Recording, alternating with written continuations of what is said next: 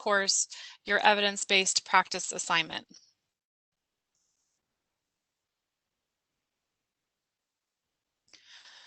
So evidence-based medicine, I know, is the integration of the best research evidence with clinical expertise and patient values. And I know that also that healthcare literature with those clinically applicable findings is often published at a rate that is really impossible for individual clinicians to keep up with.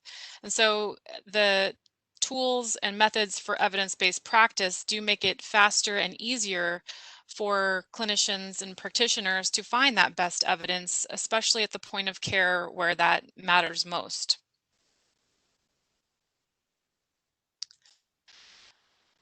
So let's review the EBP process. There's 5 steps. Step 1 is really for us to ask. So that's asking that clinical question and using the PICO framework to develop a focused clinical question. We then want to look at acquiring, or step 2 is acquire. So we would select appropriate resources and search the literature for evidence. Step 3 is appraising. So that's critically reviewing that evidence for validity and applicability. And then step 4 is applying. So implementing the findings with your patient. And then, of course, step 5 is assessing and evaluating the results of the findings and the implementation that you did with your patient. So for my session with you all as the library we're going to really focus on the asking and the acquiring steps in the process.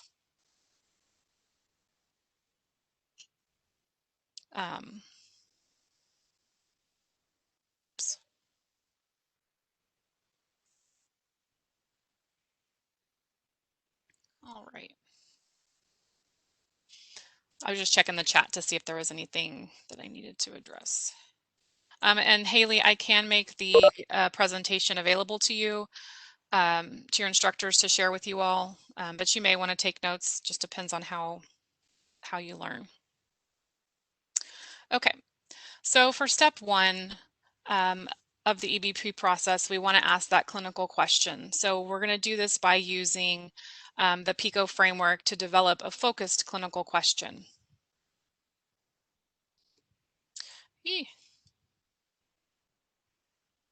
Okay, so for PICO,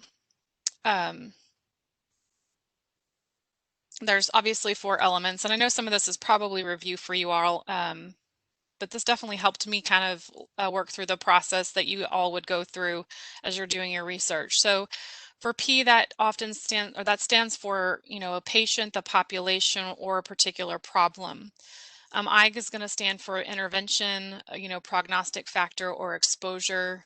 C will stand for comparison or intervention if appropriate, and then O is going to stand for the outcome that you would like to measure or achieve.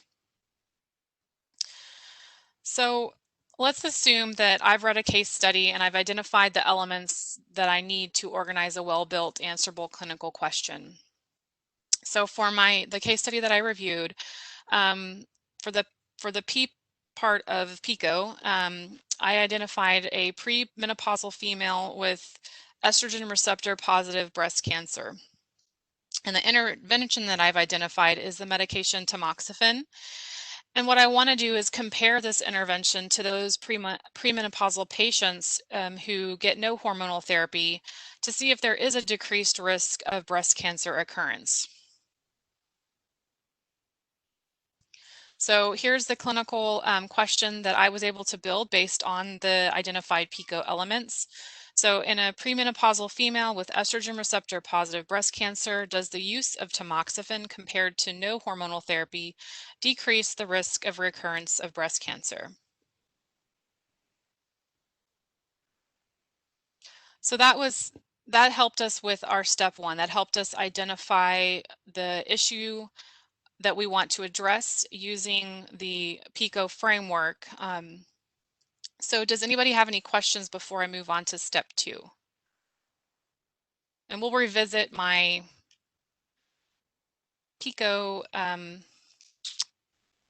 information earlier. Okay, later. Okay. So step 2. So we've asked our question. Now we want to look at acquiring information, acquiring evidence. So after formulating that question, sorry, there we go.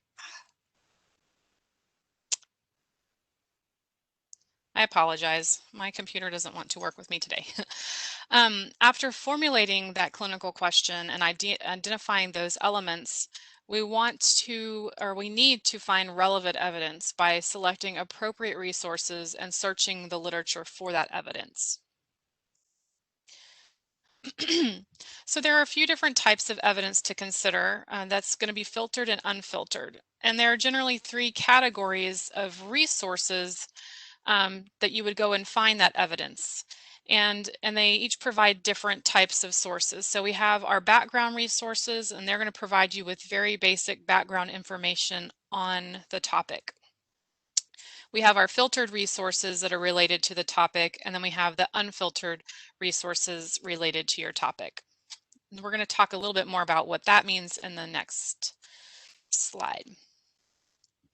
So in general, in research, when we talk about primary and secondary sources, we're talking about an author's relationship to the observation or experience.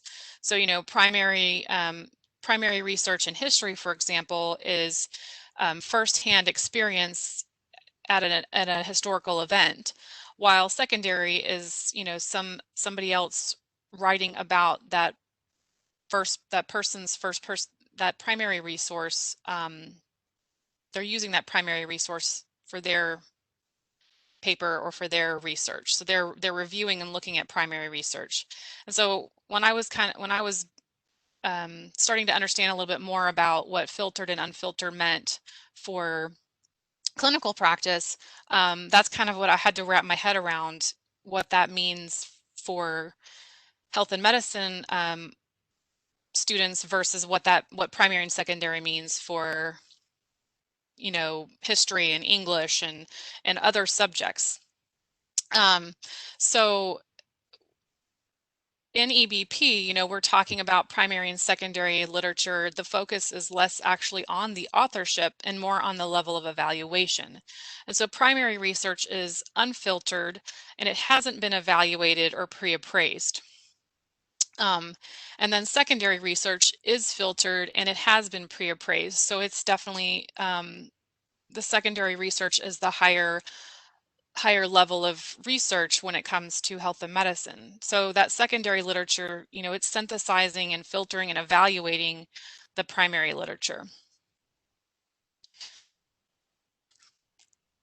So this is a pyramid, like a quality of evidence pyramid, which this also really helps me kind of think about the primary and secondary, the filtered and unfiltered. But evidence is graded for quality based on its design. And so some studies, they're designed to reduce the incidence of bias. And these studies or evidence types generally appear near and at the top of our pyramid. So measures like randomization and blinding help to eliminate that bias. But then other study designs, of course, are more susceptible to bias and appear near the bottom of the pyramid. So the different types of evidence will be found in different resources. And you won't always find the highest level of information for each clinical question. So you'll see on this pyramid here that it tells you, as we get closer to the top of the pyramid, the quality of evidence gets higher and higher. And it also shows you what is considered unfiltered information or primary sources versus what is considered filtered or secondary sources.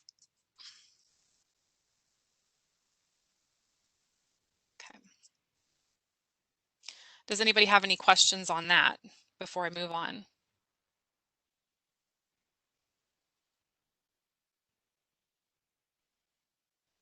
Okay.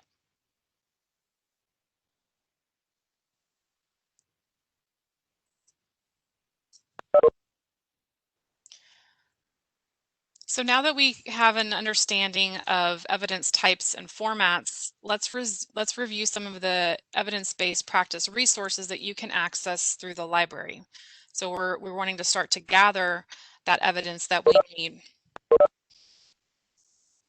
So finding evidence, we have several databases that allow you to search for filtered evidence, so that's secondary research.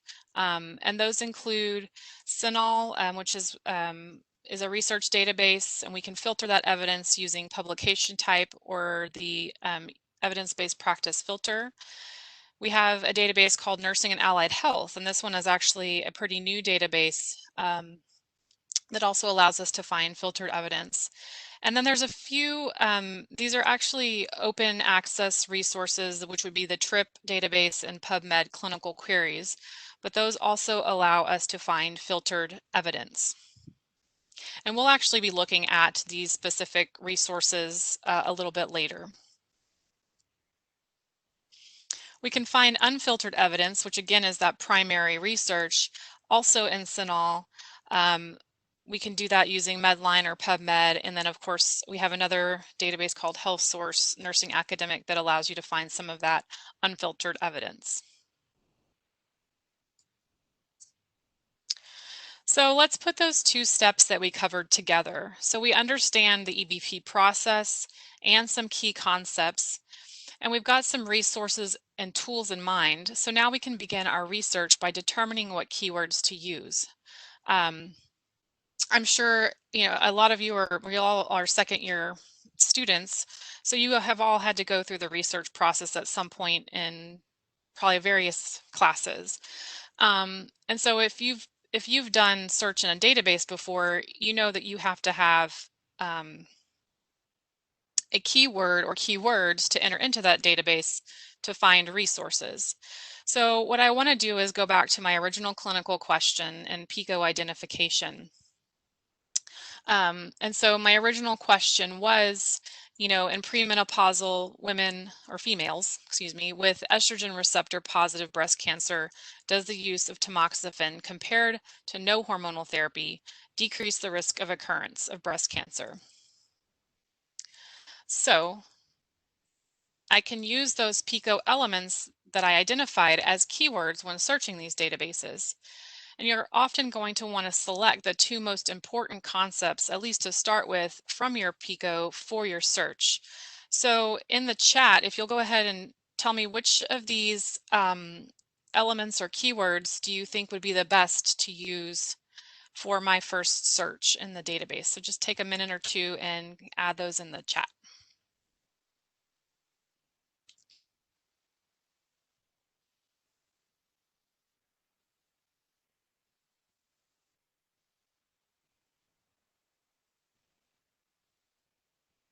Okay.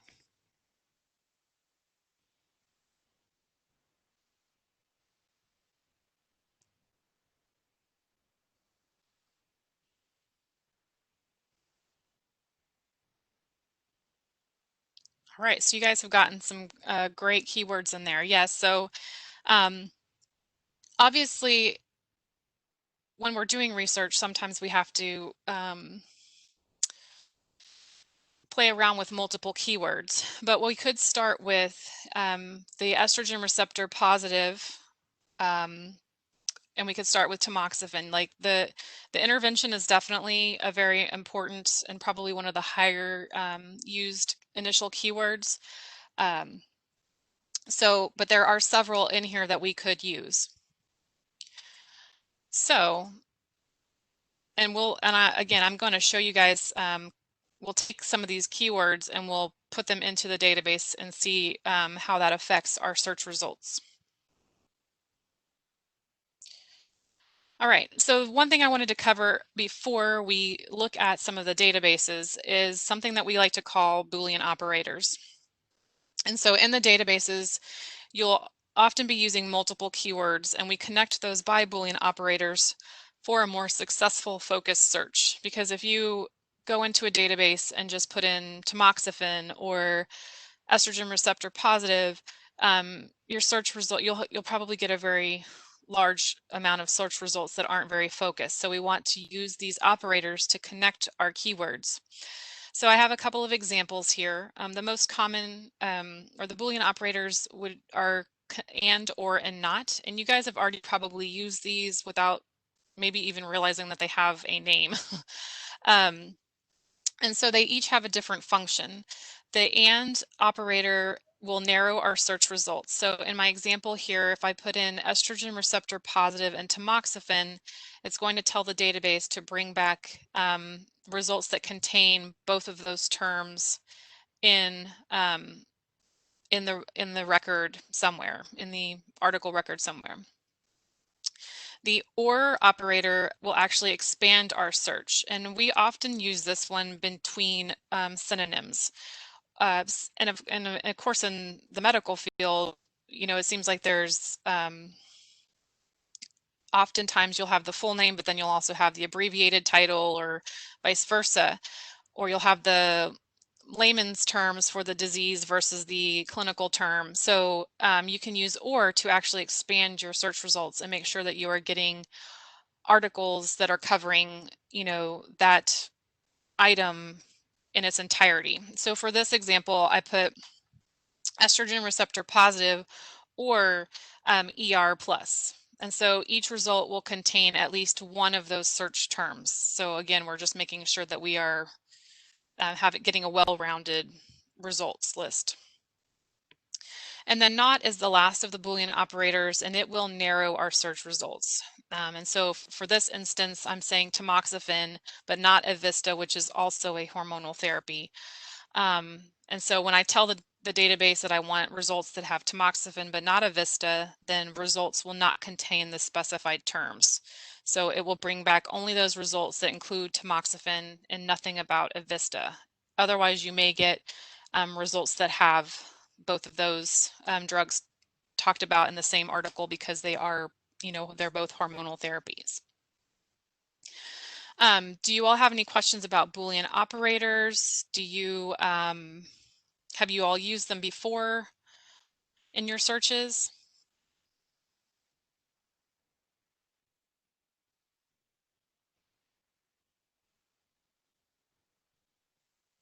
Okay, so I've got a no. Awesome. Well, I hope that you will take advantage of using these. They are very helpful. Some of our databases actually will kind of do it for you, which I'll show you. But they can be very useful when you are doing searches.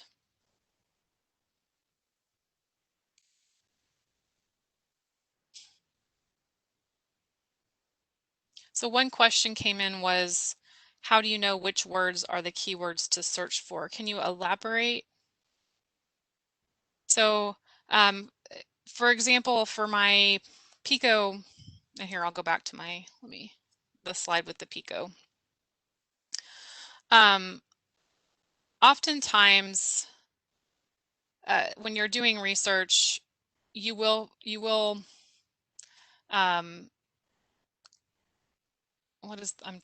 I've got the word, but it just doesn't want to come out. You'll it's not trial and error, but you'll kind of try some keywords put together and then see what kind of results you're getting, and then you may have to alter the keywords you're using to improve your search result list or make it more focused search. The Pico does help you. The Pico does help you kind of start identifying those keywords, but as you are doing more research, the actual sources you find help you identify additional keywords as well. So with Pico, I have a couple of words or a couple of keywords I can use. So we had the premenopausal female, we have estrogen receptor positive, we have breast cancer, we have tamoxifen. So these are all keywords that I can use in my search, in my database search. And so you're not always, like, the first keywords that you select aren't always going to be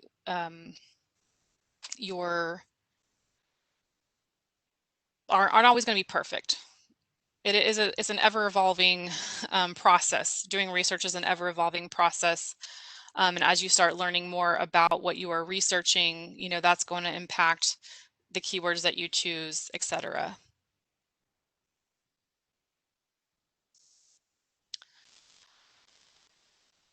Okay. So I'm going to go ahead and we're going to look at some of the databases, and then we can revisit some of these questions. If you still have, if you still need help or still have additional questions, then I can address those after we take a look at the databases. Does that sound okay with everybody?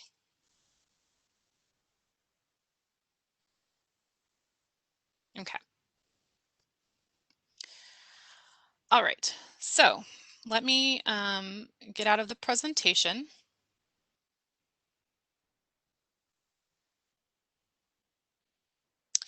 Let's see. All right. So I'm just going to do a quick overview of the library's webpage. I'm sure you all have been using this for different courses over the last year or two. But this is the homepage for the LSCS libraries. So you have access to a lot of different resources just on this page. You'll notice that at the top bar here, you can access our catalog, our research databases, and research help right here. And those are probably the three most common sections of the page that our students use. And then of course you can look up our hours and locations when needed. This is an ever-evolving page. We're trying to make it more user-friendly and better as we move on, especially with a lot of our services being online due to campus closure. So we've added a couple of tabs here. If you guys haven't been on this page in a little while, you'll notice that we added a get started page. So just to kind of let students know the different processes to get started with research. And then we've added a section to contact your campus library. So if you want to find the contact information for your campus library, you can go here and quickly find their information without having to scroll all the way down this page. So you can access our research databases in a couple of ways. One of them would be from this blue tab up here, also from this Find Articles tab. And you guys will probably be using mainly the health and medicine databases. But another way that you can access our databases is through our research guides. So I wanted to show you, I'm going to scroll down here under research, and I'm going to click on LSC-Montgomery. So we've actually been working really hard on this resource portal over the summer and improving our resource guides for the different subjects offered. So this is a really great place for you all to come to get more information about library services and tutoring, because we're in the same department or same division, as well as resources specifically for online students, etc., the workshops and things that are offered here. So when you have time, I encourage you to kind of poke around this site and see what kind of information is available on here. But right here in the center, for Start Researching, we're going to subject resource guides. I'm going to take you to the nursing guide. So you can either scroll down, or if you start typing, it will take you to the nursing guide, and I'll hit go. And so if you've used our previous guides, these have totally changed as well. Over this summer, we've tried to make them a little more user-friendly and taking students through the different processes for research, as well as connecting you to other resources like the writing help and the tutoring services. So we do have this laid out by the different steps in the process of research, and that's going to, and this is a general research, so it's not necessarily specific to a particular assignment. But what I do want to show you is we have a tab here for Find Resources.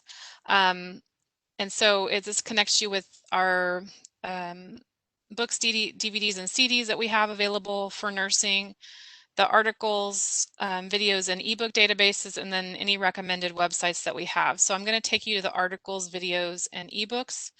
And these we have listed here databases that are also listed on the main Lone Star Libraries page. So you'll see the same information or the same database access in either of those spots. But I do have a tab here just for evidence-based resources. Then, of course, we have some for articles, ebooks, reference, clinical care, and videos and models. So we're going to look at some of the databases in evidence-based resources. Okay, I was just checking the chat real quick. So the first one I want to share with you all is CINAHL. So whenever you're accessing one of the Lone Star databases from your personal device, you will be asked to authenticate. So you can do that by either using your library barcode number, which is located on the back of your student ID, or you can click on the My Lone Star username and password login right here. And you would use your My Lone Star credentials to gain access. And your My Lone Star credentials will work on pretty much all of the databases. Any databases that are specific to a campus, so let's say LSC-Montgomery had a database that no other campus had access to, you would actually have to use your ID. But I don't believe that any of the health and medicine ones are specific to our campus. So within CINAHL, you're going to want I would recommend you using the advanced search option. And have you all had to use CINAHL before or use it a little bit? Okay. Okay, so I'm getting some yeses and some nos. So in this advanced search, this allows me to build my search using the Boolean operators that we were talking about. So you'll see on the left here, it already has and, but you can click and select or, and you can select not. So the default is and, but you can manipulate to use one of the other operators if needed. So what I'm going to do is I'm going to go ahead and I'm going to enter in estrogen, make sure estrogen receptor positive. And then I'm going to add tamoxifen to my search. From this page, if we scroll down, there's a couple of things we can do here to make sure that we're getting that higher quality of evidence. You can actually select evidence-based practice. So you can select that it searches articles and resources that are evidence-based practice resources. You can also select the publication type. So you can pick systematic reviews, which are the highest level of filtered evidence.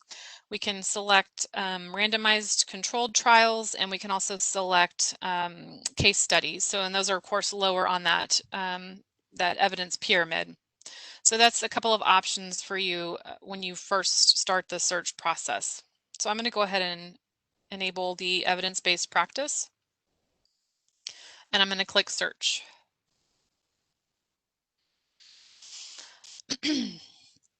So from my search result page, I can see that I already have 19 search results for these two keywords. There's additional limiters that you can use for narrowing your search results further, and those are always contained in the left sidebar here. So you'll see for one thing that this is bringing me results that are from 2011 all the way to 2020. So if I want to do the last 5 years, I can go ahead and enter 2015 in that, and it will update, and it will take out some of those older results for me. I can also limit by full text, which just means that you're able to access the full text of that article right away. If you don't have full text, you may come across some articles that we only can see the abstracts, but we do have methods for you to request access to the full article, which I can talk to you guys about in a little bit. But I'm going to go ahead and click full text here. And that takes my results back down to 9 resources. So I'm going to click on this very first article right here that talks about the 2 years of adjuvant tamoxifen provides a survival benefit compared with no systematic treatment in premenopausal patients. Okay. So a couple of things to note by this page. So this is going to give you either abstract of the article. So that is very useful because it gives you a little bit more information on what the article is actually covering, and so you can determine if this is the kind of information that you're looking for. It also gives you the publication type, so it tells me that this is a randomized control trial. So then I know, what level that falls on the evidence, the evidence pyramid. And you'll see down here, it tells me that this is evidence-based practice, which we did check off in our initial, when we did the initial search. Another thing that I always like to point out is that there are other subject terms associated with this article, and those can also be useful in identifying keywords for your research. So let's say this was a really good article and it was, along the lines of what I was looking for, then I can come in here and look at these major subjects or minor subjects and use these terms as other keywords as I'm doing my research. So this is a great place for you to get some of those other keywords identified. For this article,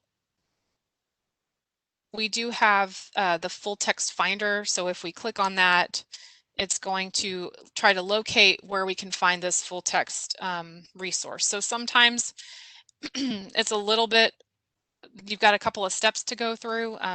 Definitely for this one, this article is available as an open access resource. So I do need to make note of what volume and issue it's in. So 34 in 2016. Okay. And so it's going to take me to this journal's website, but since it's open access, I do have to go and look at the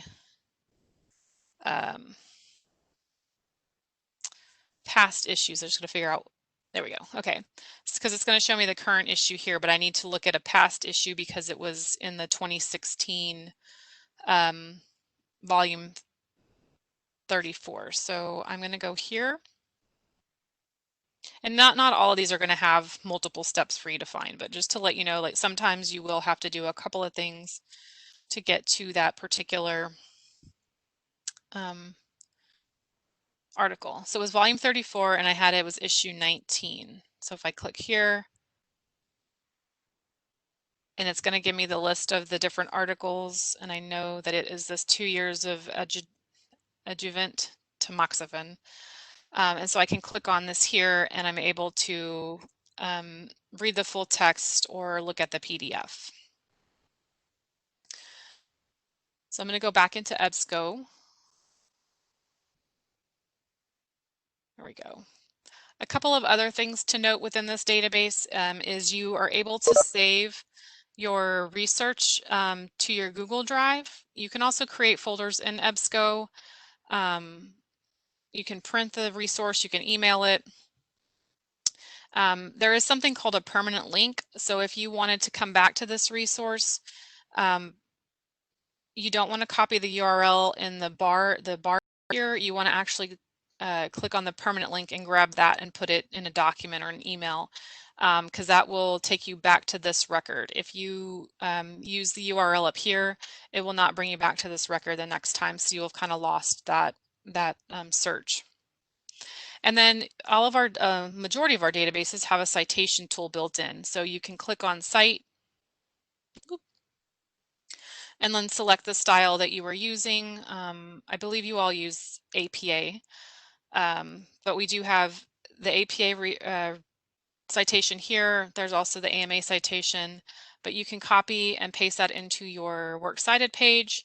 And then you would just want to double check that against the official APA or whatever other citation format you're using, their guidelines, to make sure that everything is correct, because there are sometimes just little things that you need to fix within the citation, but it does a lot of the work for you.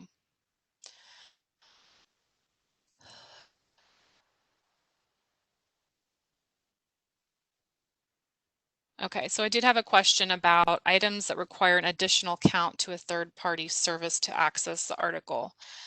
So I'm assuming that you mean like maybe an article that they're asking for you to purchase access to that particular article. Is that what you're asking? Okay, so that is going to happen. You know, I have noticed that with some of the open access resources like PubMed and Trip. Not everything we can find, you know, we have full text access to through Lone Star. So one thing that you can do is, if you are using Trip or PubMed, especially because I mean they are great resources and have great tools, is you can fill out an interlibrary loan request through the library's homepage. Let me pull it up for you. Which they will actually, starting on the 8th, they're going to start being able to fulfill those again, because since we've all been home, we just haven't been able to actually fulfill interlibrary loan. Let me see. Of course, I have to figure.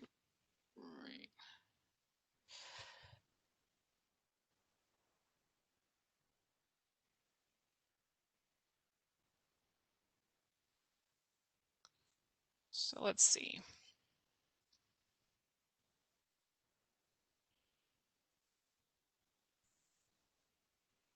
I gotta find the ILL form, y'all.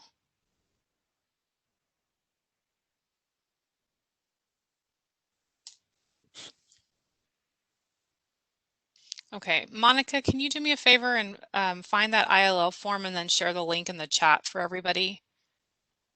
It's in the library services. That's where I was. Maybe. Yeah. Here we go. Library. Sorry, y'all. Under library forms, there's the interlibrary loan form right here. So I'll go ahead and do that. So you would just fill this form out with the information about the article that you want access to. It can take, I would say, a week to 14 days to get access, because sometimes they have to go outside of Lone Star and see if other universities that we partner with have the article. So it's definitely not one of the things that you can do if you're waiting at, you know, if you need it for like 1 or 2 days later. The article may not be back in time. So just keep that in mind when you are filling out the ILL request form.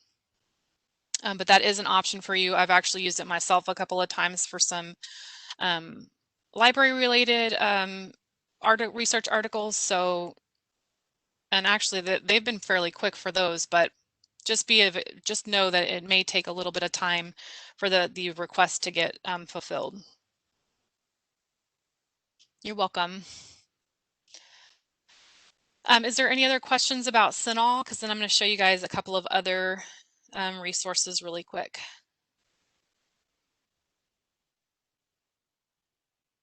Okay. Let's see.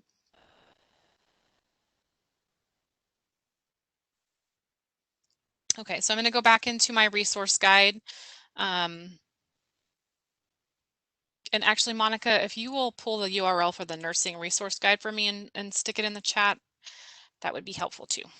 Thank you, ma'am. Okay, so the nursing and allied health, we're going to look at this one next. And again, this is another one of, this is a newer database that we've just acquired. So we're going to take a look at this database. It's a little bit different. It's we have a lot of databases that are EBSCO. So CINAHL was one of those. You guys have probably used maybe Academic Search Complete in some of your other classes. And so those all have similar features, and you know the look of the interface is very similar. So ProQuest does look a little bit differently, or a little bit different. So, actually, I'm sorry. One thing I meant to point out for you all in CINAHL really quick is that there is, obviously we can do our search, but there's this section here called evidence-based care sheets. And so these sheets are actually summaries of on specific key topics, which are located on, or which are focused really on nursing practice. And so each of these sheets incorporates the latest evidence, stats, research, and reference on a given topic. And the references within these sheets are actually ranked using a specific type of coding to tell you what kind of literature they're representing. So if it's a systematic review or a meta-analysis or something else. So just to let you guys know that these are included in CINAHL. So I can look, and they're obviously, I can't do the search to look for tamoxifen or estrogen receptor positive. They're a little more broad, but you can, let's do, here, we'll look at systematic therapy. So I'm going to go ahead and click that one and search, and then it's going to bring me up the evidence-based care sheet on this topic.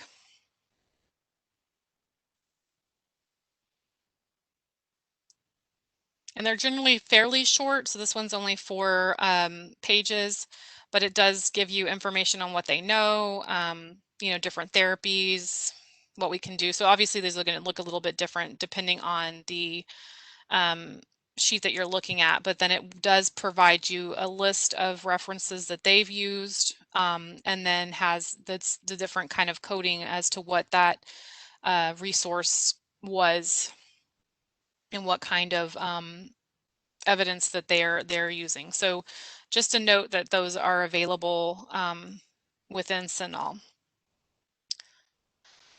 Okay, I'm going to go back to ProQuest, and I'm going to do the same search that I was doing in the other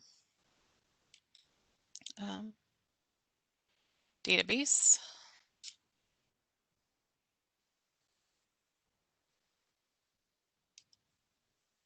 And I, of course, could add another row and do breast cancer or female or some of those other terms, those other keywords that we identified from my PICO. So you can just add a row within the database, and you can do the same thing in EBSCO. So for this database, they do have a limiter for evidence-based healthcare is what they call it in this database. Oh, I skipped the E already, but it's going to be on this under document type. So I'm going to go ahead and click that. And then I am going to go ahead and search from here.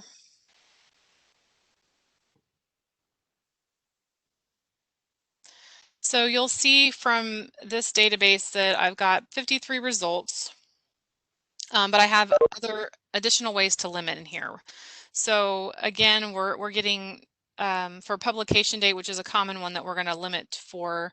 It's taken me resources back all the way to 1981 to 2020. So we definitely want to, look at resources from the last 5 years. So I'm going to go ahead and you can either drag this guy here, or you can enter a date range. So I'm going to enter a date range. That way I just make sure that I'm not getting anything older than 2015 and update. So that does take my results down almost by half. And then I can also limit further by full text, which we talked about earlier, and peer reviewed. So I'm going to go ahead and add those limiters, and it will take my results down a little bit further. And then you've got a couple of other options. If you forgot to check off the evidence-based healthcare on the first page, you can do that on the left here under document type. You can even narrow it even further by specific subjects. So you've got a couple of options again on this left-hand limit bar. So I'm going to go ahead and click on one of these. I'm going to click on this one here, one of these resources. And the layout is a little bit different than it was in the EBSCO CINAHL database. So if you want to see the abstract, you would actually click the tab for it. And again, just to get a summary of the article, and also to review the different subjects that are assigned to this article, because again, you can use those as other potential keywords for your search. You can read the full text here, or you can actually, get a PDF copy of the full text. So there's similar resources available once you get into an article in this database as well. You have quite a few options on the right-hand side. If I open the pop-up, can y'all see the pop-up? Monica, will you tell me if you can see that? Okay, yes, thank you, Haley. Okay, sometimes when I'm sharing Chrome, I don't know if it's gonna share the pop-up or not, so good.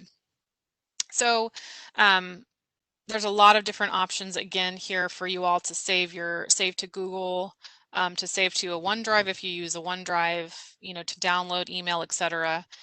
There's a citation tool built in here as well. I don't think it's as extensive as, oh no, it is. Wow. It's pretty impressive.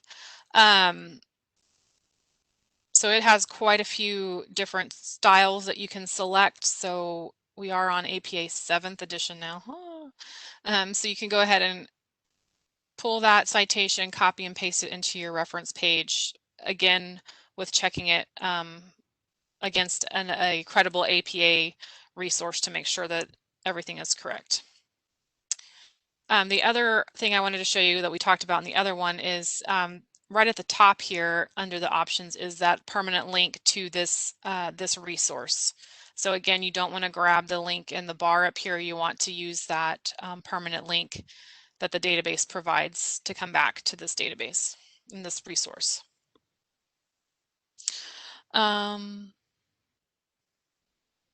Okay, and then I did want to also, I didn't show you in CINAHL, but I'll show you in here, is I'm going to use add the OR Boolean operator to this search. So I can actually do that here in the search bar. So I can add OR, and then I'm going to do ER positive, because that's another term that I've seen associated with estrogen receptor positive. You could also just add a row and just make sure that it's estrogen receptor positive or ER positive, and then have tamoxifen at the bottom. But I'm just going to do it right here in this box here.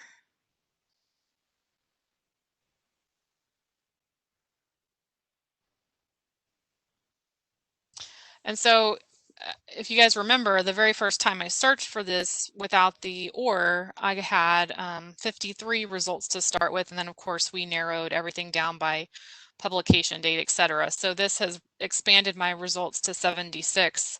And then of course, if we start limiting, it'll come down some more, but just that shows you how using that OR does expand your search results, and it's pulling in some of those articles that I may have missed. The other thing I noticed, the other thing I was noticing when I was looking at this Lancet article is they're spelling estrogen with an O. I think it's from the UK, so I don't know if that's a UK spelling or something that I missed when I was looking. So that may be another one of the terms that you would want to use OR for, so that you're, again, getting all of those, making sure that you're getting all of the research that you can on that particular topic.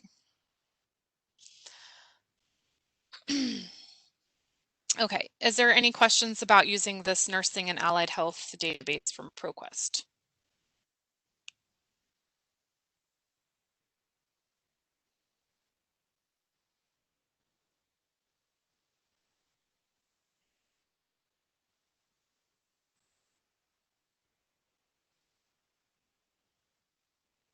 Okay. So I have just two more that I'm going to show you today. Obviously, we could spend a very long time looking at all of the databases, but that can also get overwhelming and, probably a little repetitive. So what I wanted to share with you now are a couple of the open access resources that you can also find evidence-based research in. Now, just a note, as I mentioned earlier, and I know as some of you have probably already come across, because these are open access, not all of the articles you find or the abstract information, a full text option is going to be available for free.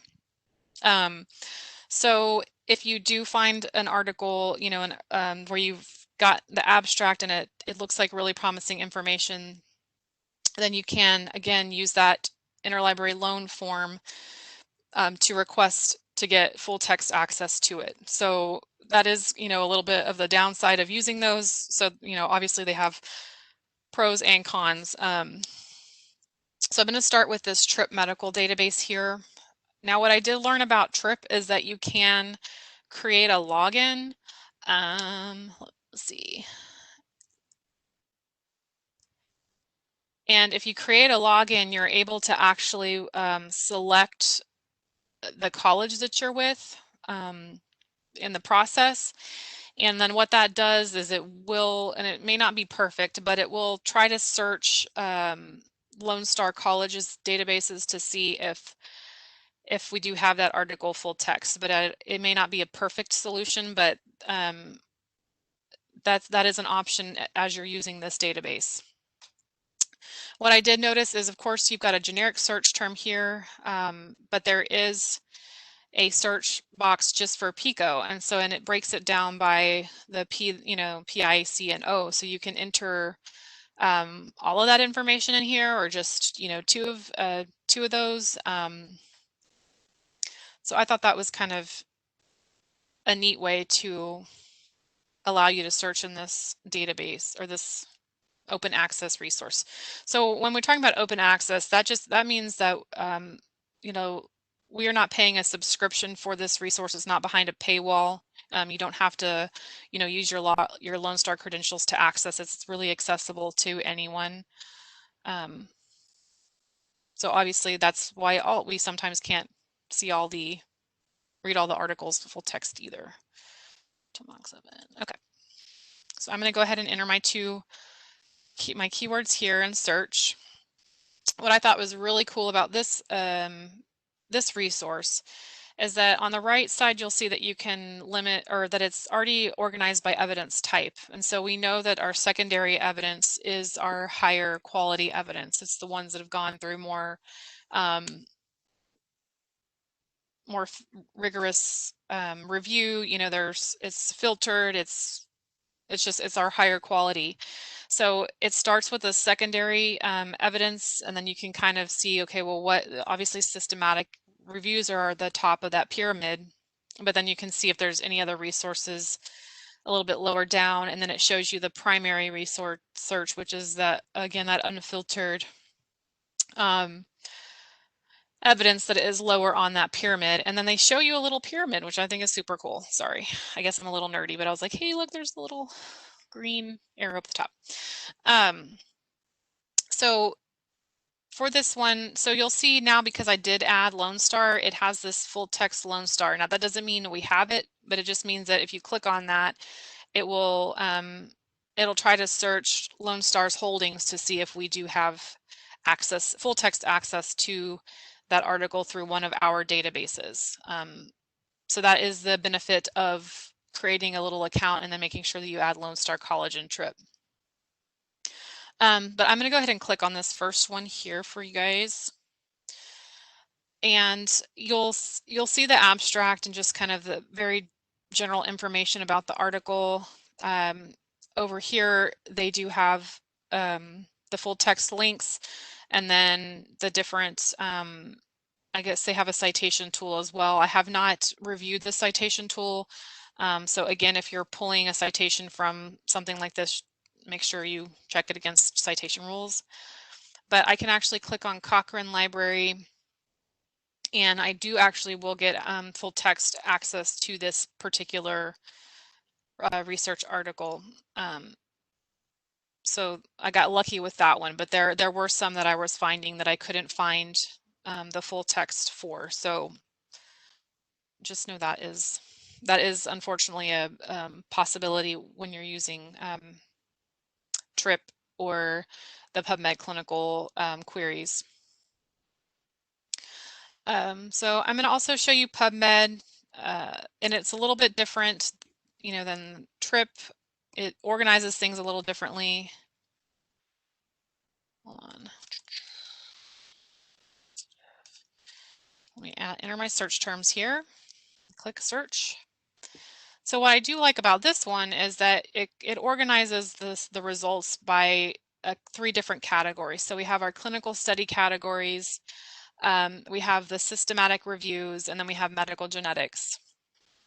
And so under here, you can actually select the category that you want to focus on. And since I am looking at the effectiveness of tamoxifen, I'm really focusing on therapy in this particular question, in my particular clinical question.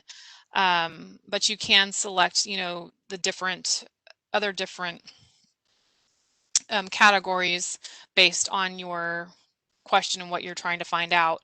And then you can change your scope for broad to narrow. And so there's a lot of results in this one. It's just going to show me the top 5, but you can also click see all. But again, as I mentioned with TRIP, you may or may not be able to get the full text access to each of the articles in there. So just be aware of that. There's a little bit of clicking and hunting to find this. So this one does have free full text at PubMed Central. So,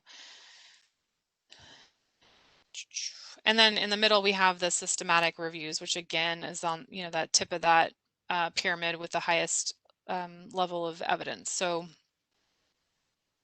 this is just another good tool for you all to use to find that evidence-based practice. So the last thing that I wanted to talk about, and then I'll open it up for questions,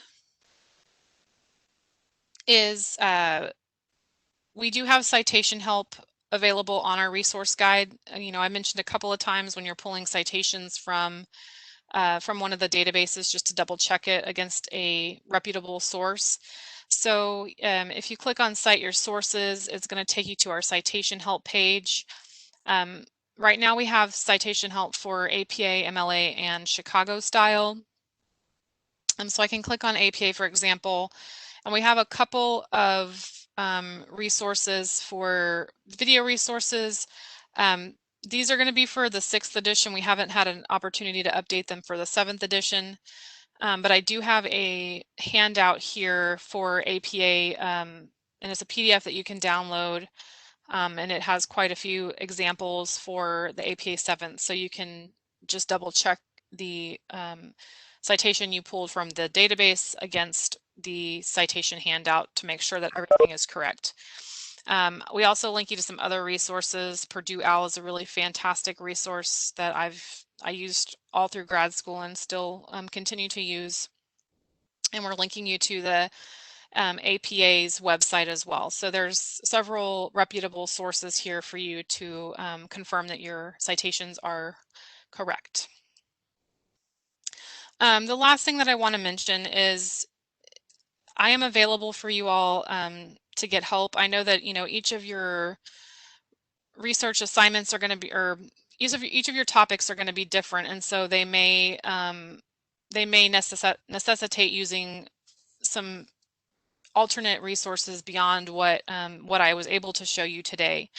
So I am available for research help. If you'll, on this guide here, it has my email. You can click that link and it will email me.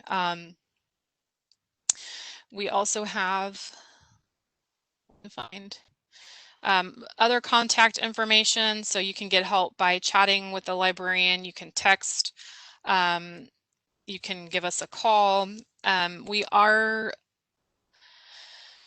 next Tuesday, unless things go crazy, we are planning on opening by appointment only. So the library will not just be open for computer use or study rooms or anything like that, but we will be open for research help, citation help, and you would have to make an appointment to do so. So you can always, we're going to be getting those instructions up on our resource guide on how to make those appointments. So I'm available to help. We can set up an in-person research consultation. We can also do one virtually if you're more comfortable doing that way. We can set up a virtual appointment as well. So just send me an email directly, and we can set that up and get, I can get you the help that you need for your research. So I just want you to know that those options are available. Does anybody have any, and here I'll show my last slide so you can, if you want to just write my email address down, you can do that as well without having to click on that button. But does anybody have any questions for me? I know this was quite a lot of information at once. I did record the session, so as soon as it renders in the system, I'll be able to share that with your professors so that they can put it in D2L. And I can also share my slides. So I'm just going to make myself a note. So if you have questions, you can put them in the chat. I can also unmute you if you'd rather ask instead of type, because I know sometimes it takes a while.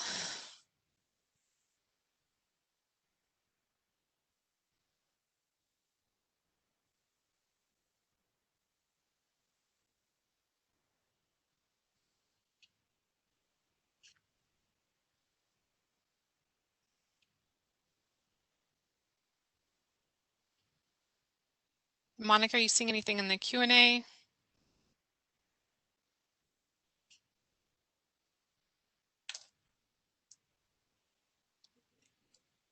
Okay.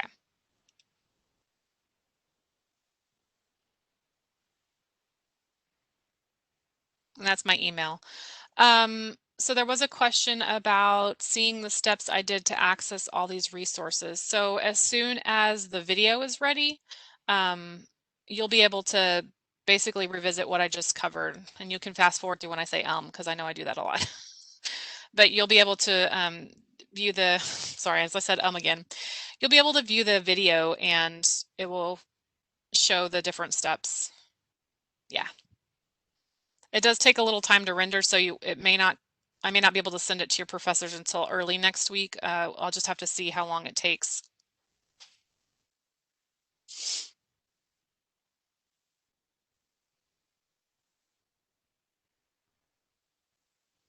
Any other questions for me? You're welcome. Is Brady still in here? Because I know Brady.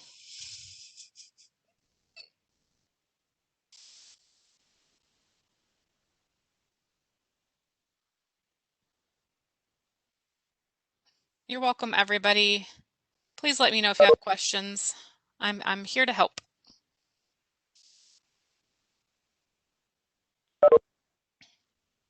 Have a great day.